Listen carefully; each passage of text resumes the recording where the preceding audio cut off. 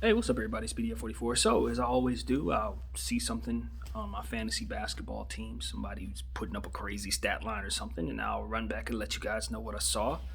Um, I've called a few players, not called them out, but pointed out a few players that have since really taken off or have started to emerge as breakout candidates, players that are now on the radar officially as guys or what have you. And I found another one. Um, Plays for the Oklahoma City Thunder. He's a center there, and his name is Moses Brown. Moses Brown. Now, Moses Brown is a player right now where if you've been watching for the last week, he's kind of turned into the guy that's just easy to posterize. He's trying to block shots, and he's putting himself in a position to contest these plays, but unfortunately, these guys are dunking all over him. So if you look up Moses Brown right now, chances are the first couple things you're going to see are two really, really vicious dunks that he was on the wrong end of. So I want to point that out and say that's not what I'm here to talk about. I want to talk about the fact this guy's metrics are crazy. He has super long arms, super long arms. He's 7'2", and he had a game 2 games ago for the Thunder while they were resting Al Horford, and he went off for 20 points, 16 rebounds, and 5 blocks. That is some Miami Heat, what's his name? Hassan Whiteside type stuff right there. 5 blocks, 20 points, and 16 boards. That ain't nothing to poo poo. That's one of the best games a big man has had all year. One of. So I just wanted to point that out and say they do have a center on the back of their bench. I think he might be as low as the third streak center at this point because, of course, Al Horford is there, and they also got another guy standing in front of Moses Brown. But they just kind of found Moses, and since Moses' metrics are so crazy, he's finding his way onto the floor. And with proper minutes, he's clearly somebody you can be terrified of in the paint. So that's just something I wanted to come by and say, yo, hey, there's a guy over there we may want to take a look at. And there's also another guy in the league that I've caught wind of, and I made a video about the Houston Rockets and how even though they're on like a 100-game losing streak and have played not so great basketball, they have somehow in the midst of this long losing streak found some young players and some young talent that maybe at the beginning of this losing streak they didn't have as much faith in as they do right now.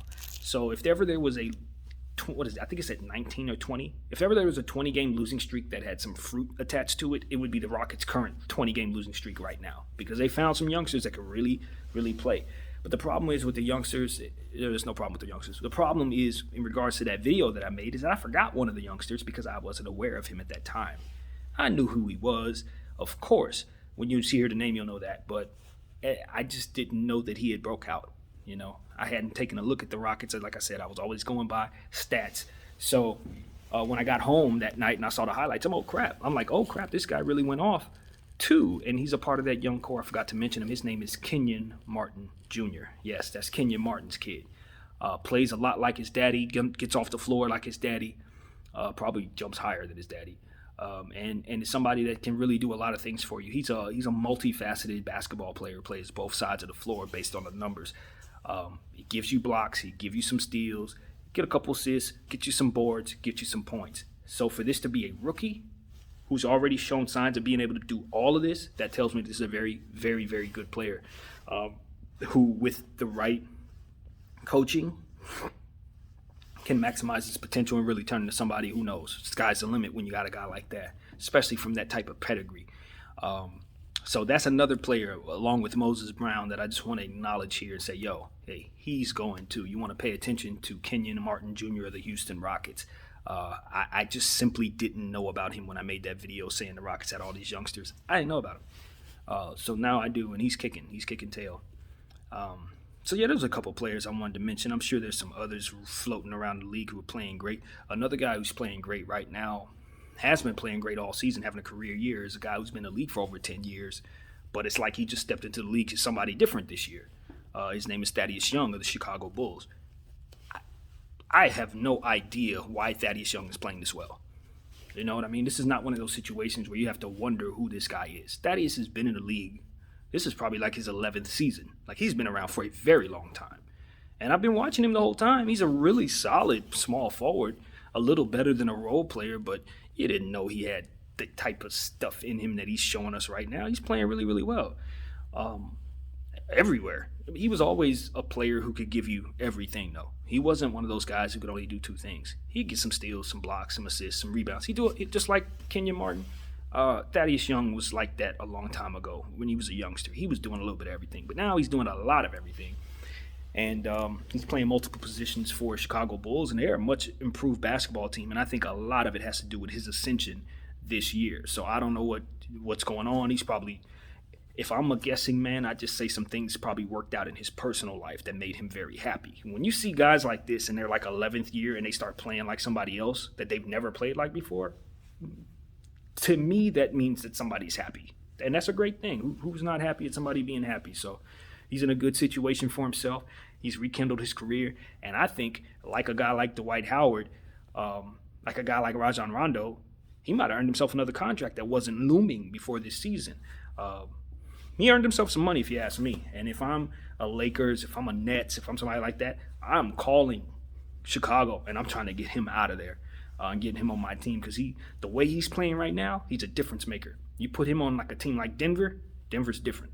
You put him on a team like Phoenix, Phoenix is different. You put him on a team like so on and so forth. You know what I mean? He's somebody who can move the needle for a good team right now.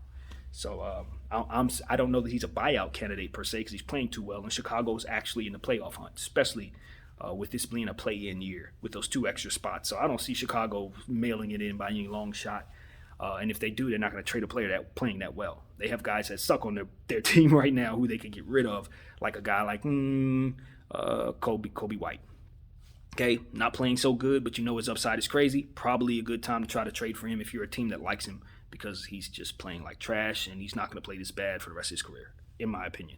So if just want to throw that out there, Kobe White is struggling. Great time to trade for him. Anyway, so that's what I got to say about that. Who else? There's another player. Oh, another guy. Been in the league for a long time. Starting to break out finally. Norman Powell of the Toronto Raptors. Norman Powell's balling. Like, I thought I knew who Norman Powell was. You know what I mean? He's been in the league in I don't know how many years, probably over 7-8 years. And like Thaddeus Young, you just think you know who a guy is. Maybe he scores 18, 20 points on a really good night, right? You know, he hits some jump shots. He won himself a championship with the Kawhi Leonard Toronto Raptors that year. Got some confidence in him. Really took on a real role with that team that year. And, you know, showed us that he can be more like a 25-point scorer. So it's like, okay, hey, this is the guy who can go. You get him in the right situation, he can go. Now, this season, nah, that's not what's happening here. What's happening here is he looks like one of the more pure scorers in all of basketball. Norman Powell dropped 40 a couple nights ago. Norman Powell had a couple 30-point games all in a matter of a couple weeks. He's just been putting up 20, 30, 33, 40. Like, this is the type of scoring that he's doing right now. So where you rank a guy like Norman Powell at this stage in his career, I don't know. But I can tell you this. He earned himself some money this season. And if he ends the season healthy, somebody's going to have to pay him something. So this has been a guy who's been a role player / somebody you wouldn't consider on the back of Toronto's bench and mid-rotation player for the Toronto as he's progressed. Now, they're going to have to start him, and they're going to have to pay him. And I don't know if you saw it coming, but I didn't. So shout out to Norman Powell for doing great. Who else, man? It's so many players out there who are balling. A guy by the name of Jakob Poeltl of the San Antonio Spurs. In fact, the Spurs got several guys on that list for me. But Jakob Poeltl was a guy who's been coming around really strong over the last several weeks. He had a little step away. I don't know if it was an injury or COVID stuff, but he had to step away for a quick second. But he's back and rolling, and he's putting up good numbers. He's blocking shots very, very consistently. So he's also a guy who was on that Toronto team. He was a part of that trade for Kawhi Leonard, ironically, and landed in San Antonio with DeMar DeRozan, and is starting to really show why he was a lottery pick all those years ago, probably like 6 years ago. So, yeah, shout out to Jakob. He's also playing well. Man, there's so many players that I want to mention here. And I hate when it happens. I'm on the camera. I can't think of who I want to think of. But when I get off the camera, boom, everybody comes rushing to my head. God, I want to give you one more player who's really doing it for me out there. It's one more guy. Come on, mind. Anyway, I'm not going to waste your time sitting here scrambling. Thank you guys for watching. I'll make another one of these videos for probably an entirely different list of players that I think are just really kicking butt and taking names. So, yeah. Oh, I got a guy. Rashaan Holmes of the Sacramento Kings. My God, probably the most underrated big in all of basketball. Okay? I think I look around and I look at players who are big. I don't see maybe 5 guys playing better than Rashaan Holmes right now. And I know I looked at his stats today. He didn't have the greatest game today, but he played last night and just was really dominant, man. He boards the ball really well. He blocks shots consistently. He's putting up points. He is doing what you need him to do as a real big, man. People need to start considering him as somebody to pay as well, because I don't hear his name at all. Even when you talk about players who don't get talked about at all, you still don't hear Rashaan Holmes' names.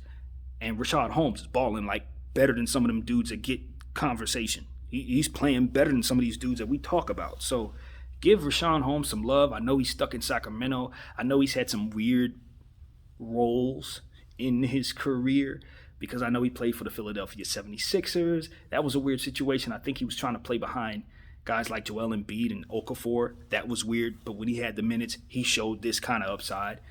In Sacramento, he was playing behind Bagley for a while.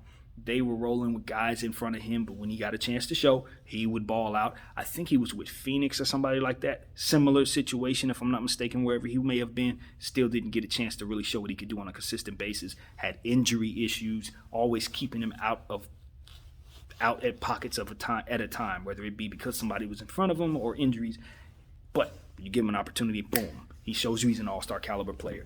I'm ready to talk about Rashaan Holmes because I see this enough from him, especially this season, to know, hey, this is somebody you need to be talking about. This is somebody who has breakout, all-star breakout potential going forward. He's still a very young player. I think he's only been in the league probably for 7 years at the most. He's just rounding into form, and just talk about him. I just want somebody to talk about him. I know he's stuck in Sacramento, but this is a guy. Talk about him. And another person that came to mind while I was sitting here thinking about centers and who were playing well, Enes Kanter.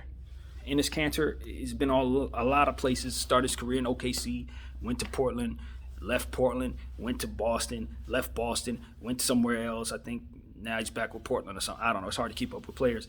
But this year, he's really, really showing us once again why he's a real offensive threat. He can board the ball very, very consistently. He can score the ball very, very consistently. So the type of stretch that he's on for the Portland Trail Blazers is much needed, especially since Yusef Nurkic still isn't back from injury. He was a player that they went and got, and he's been playing really, really good for them for a couple weeks now. He's really, really playing solid. So shout out to Enes Kanter. Always keeps good energy. I know he had some stuff going on off the court with his home country that was really, really intense for a while. So I definitely want to send many, many, many good wishes to him and his country, Turkey, for whomever, for whatever, Big love, you guys. Yeah, I guess I'll leave it there. I'm sure there's 100 other players I could sit here and talk about if I thought enough about it, but I don't want to waste your time with dead air. My name is BDF44. Thank you guys for watching. I'm out.